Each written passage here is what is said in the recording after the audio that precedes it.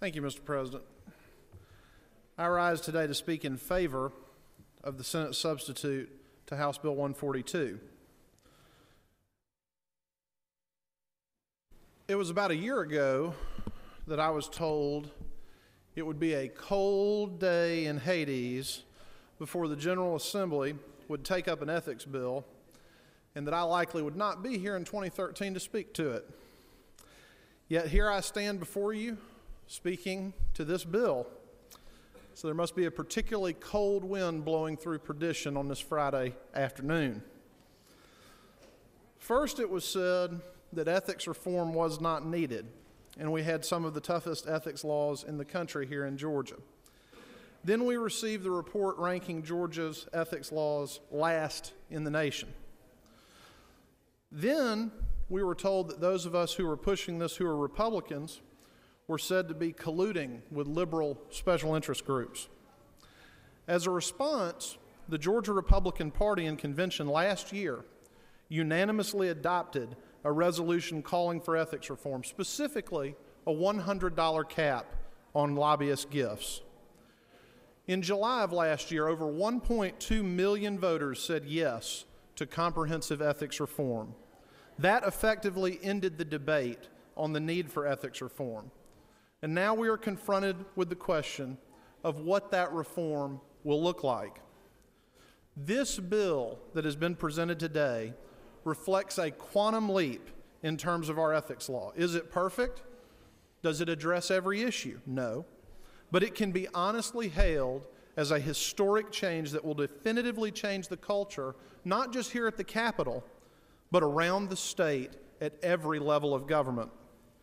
To understand the bill before us, you must understand the underlying House Bill 142 and what it would have purported to do in three areas: overall lobbyist spending, travel, and the definition of lobbyist. It has been said by some that House Bill 142 imposes a total ban on gifts. That is simply not accurate. House Bill 142 created 9 distinct exemptions to its ban that would allow gifts of unlimited value to continue to be showered upon members of this body. Those exceptions included the House, the Senate, the majority and minority caucuses of each body, committees, subcommittees, local delegations, and caucuses approved by the Ethics Committee of either chamber. The only change would be that the disclosure of these gifts would become opaque and harder to determine. For example, a lobbyist could still take me to dinner under House Bill 142, but instead of disclosing it under my name, they would disclose it under the Harris County Senate delegation or the Meriwether County Senate delegation, of which I am the only member. So it takes away the transparency of our existing law while maintaining the system of giving gifts of unlimited value. The Senate substitute, as the senator from the 53rd stated, eliminates virtually all of these exceptions. It allows as a maximum policy for any political body in this state to impose a $100 limit on gifts. It's important to note that lobbyists cannot get together to give a single item worth greater than $100.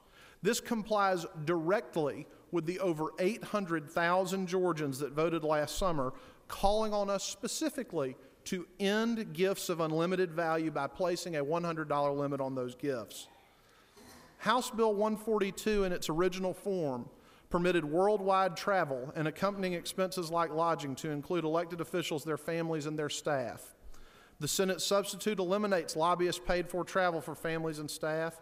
It eliminates lobbyists paid for international travel. It represents a common sense compromise that allows legitimate travel for elected officials only. Finally, House Bill 142 radically changed the definition of lobbyist to include an uncompensated person who contacts elected officials advocating what they believe to be in the public interest. This is patently unconstitutional, even if it didn't violate the First Amendment right to petition the government. We often decry the apathy in our civic culture today, and at the same time, this would seriously propose throwing up roadblocks to the few citizens who are willing to spend their hard-earned dollars and travel great distances to ask us for a few minutes of our time to discuss what they believe is in the public interest. That is shameful. The Senate substitute to House Bill 142 eliminates this unconstitutional bar to average Georgians petitioning their government and restores existing law. I congratulate the senator from the 53rd and all other members who worked so hard to bring this forward.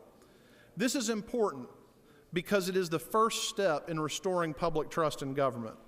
We've got great challenges before us we deal with here every day, but to truly grapple with the big issues, we need the people we represent to trust us. This bill represents a down payment on restoring faith with Georgians and their government.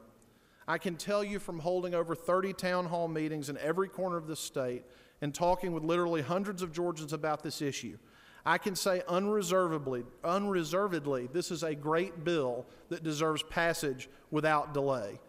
The Georgia Alliance for Ethics Reform, Common Cause Georgia, Georgia Conservatives in Action, Georgia Tea Party Patriots, the Atlanta Tea Party, and the League of Women Voters have all unanimously endorsed this bill. I would encourage your favorable consideration. Mr. President, if there are no questions, I'll yield the well.